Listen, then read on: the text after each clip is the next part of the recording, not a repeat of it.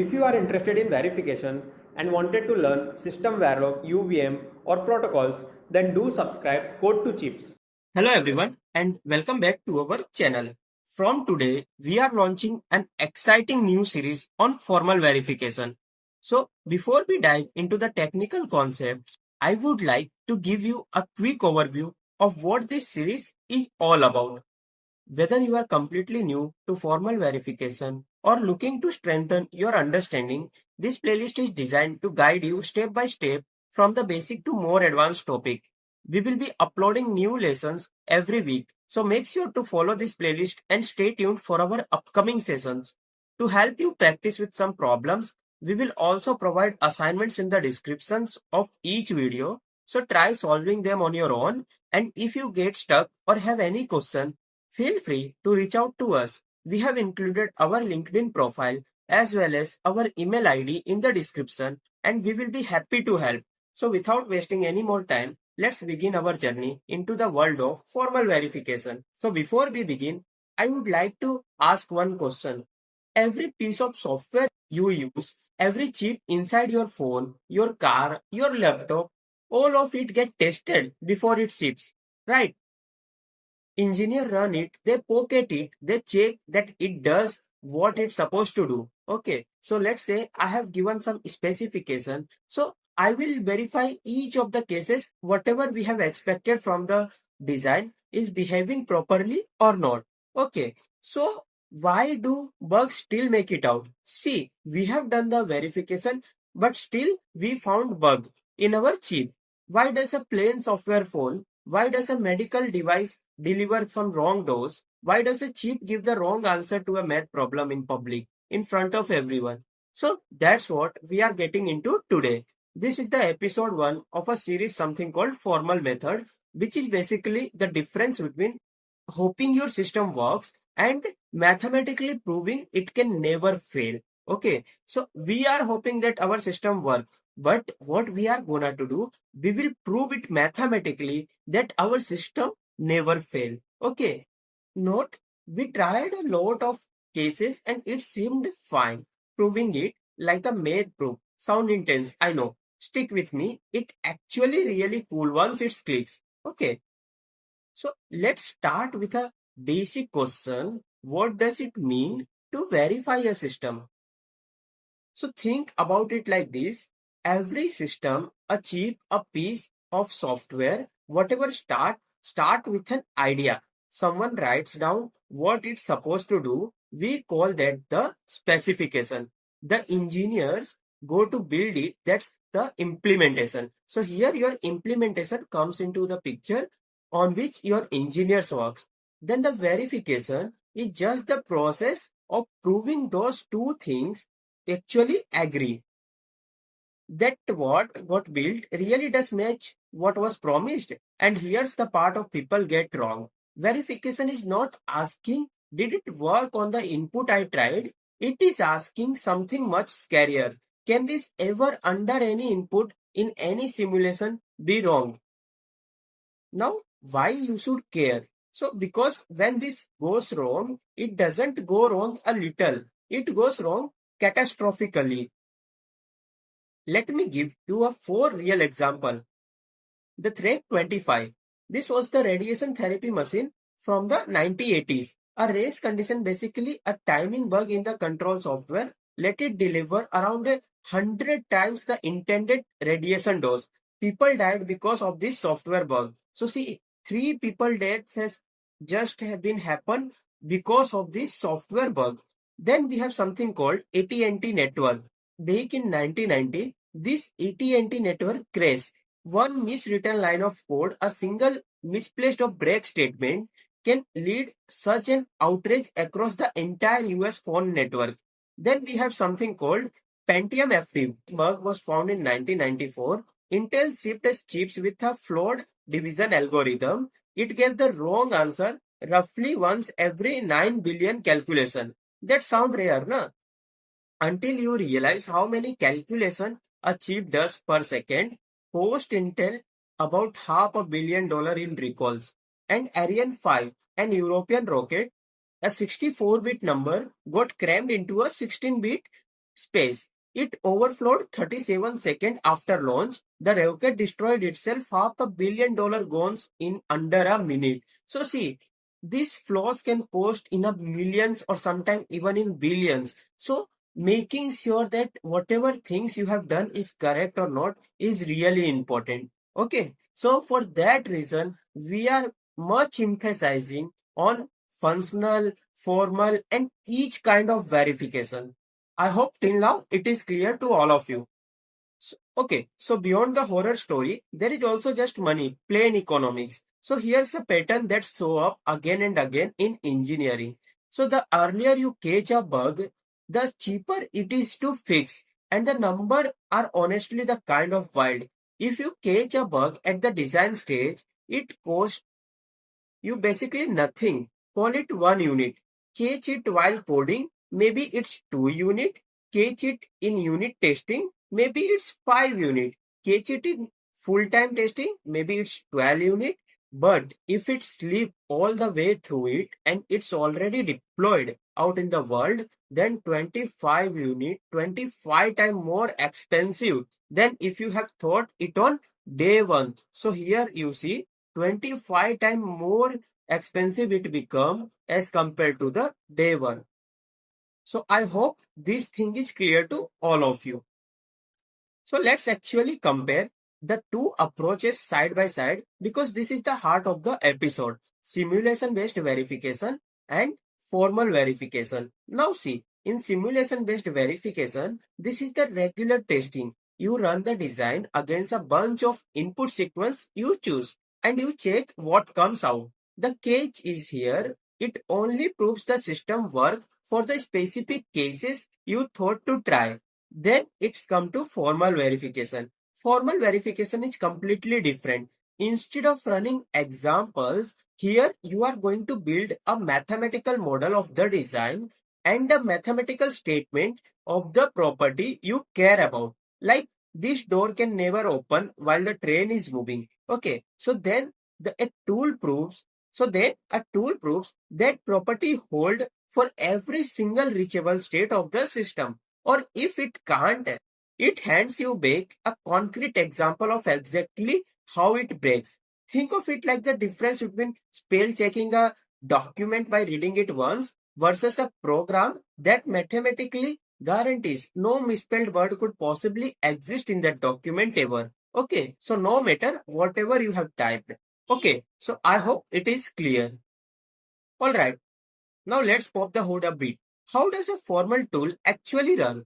You start with a requirement in plain English. Let's take an example. Something like, let's say the door must never open while the train is moving. So if your train is moving, so door must never open in that scenario. That get translated into something called a formal specification written in a mathematical notation. That is called a temporal logic. Okay, so just keep this keyword with you because we are going to use in our further discussion. So that is nothing but the temporal logic. So let me repeat my sentence again.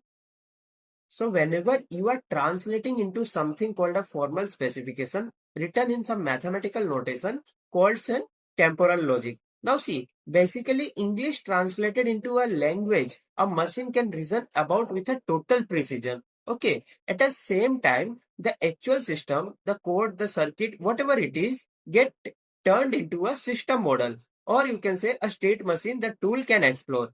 Then both of those get fed into a verification engine. Okay, so this is your verification engine. So both of them we are going to fade into a verification engine. Then a shared solver or SMT solver or a model checker. These are just names for powerful logic solving software. Okay, so don't confuse in that.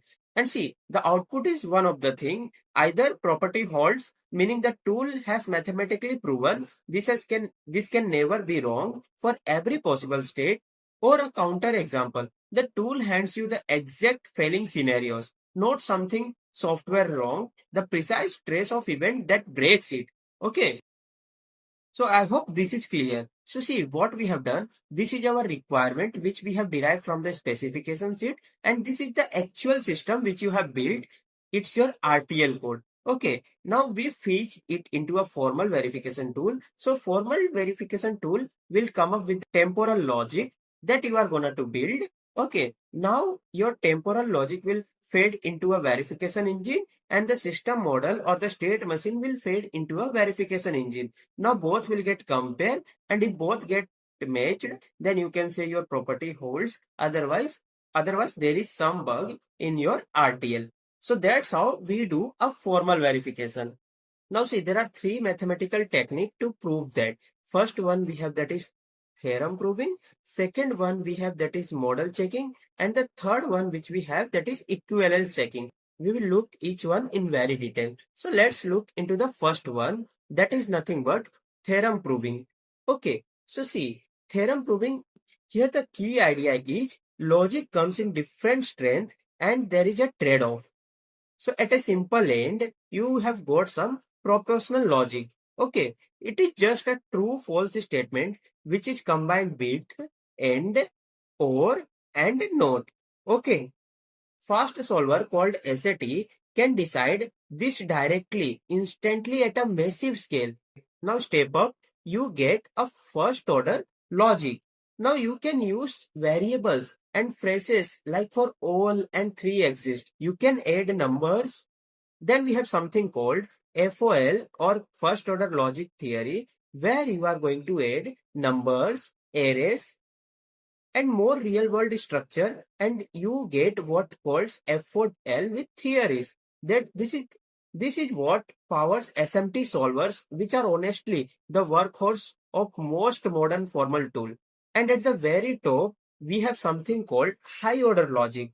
Okay, so this is an higher order logic where you can reason about function themselves, not just value. So this one is so expressive that a computer can't fully automate it. So you need a human guiding a proof assistant step by step. So the trade-off is simple. The more expressive the logic, the more it can express, but the less a machine can figure out on its own. Verification tool live in that sweet spot depending on the job. Then we have something called pillar 2, which is on model checking. This one is my favorite to visualize honestly. The system gate unrolled into something like a giant graph. Every dot is one possible state the system could be in, and the checker explores every single path, every single starting point, asking does my property hold everywhere along the way. So there are two flavors. The logic here is that is LTL. LTL stands for linear temporal logic. Here the reason you have to give about a single timeline. Something like eventually the light turns green. Now then we have something called CTL, that is nothing but computational tree logic. Now see, here the CTL or computational tree logic reasons about the branching features. Something like no matter which path we take, it always possible to reach a safe state. Okay, so this is nothing but your computational tree logic. Now here's the cage, and it is a big one. So see, these state graphs can explode. A system with just a few dozen variables can have more possible state than atoms in the universe. So the fields develop a very clever tricks, things like BDD and bounded set-based checking, specifically to tame that explosion. That single problem, the state explosion problem, is basically a central engineering challenge of this pillar. Okay. Then third pillar we have that is equivalence checking. Now see, and the question here is refreshing simply, did the compiler keep it whatever its promise? So whenever design get optimized, refactored, or automatically synthesized, say from C or C++ code down into some actual hardware level, so actual RTL something could quietly change along the way. Equivalence checking proves that it didn't. You take the original trusted version, you take the generated version. Okay, so you take the original trusted version and you take the generated version. After the synthesis tool has done its optimizing and you ask, are these equivalent? Then answer come back, interestingly, yes or no. Or maybe. Why would the answer here maybe? Because sometimes optimization are just too complex for the tool to fully resolve on its own. So it either asks a human for a hint or it fallbacks to a validating that one specification transformation directly. Even the best automated math sometimes need a little human help. Okay. Then we have something called booming. Okay, so why it is booming? So here's a start that surprised me the first time I saw it. Verification now costs more than actually designing the chip. As chip have shrunk 65 nanometers to 16, down to 7, down to 5, and now they are working on 3 or 2. The cost of just designing a chip has climbed from a $28 million to over $540 million. Their design alone. And in that same window, the global verification market has grown roughly $615 million in 2020, at almost $2 billion by 2032. The takeaway is blunt. Verification is not just a simple task tracked out at the end of a project anymore. On a modern chip, it's often the majority of a total engineering spend. That's exactly why formal math-based methods are steadily replacing brute force testing.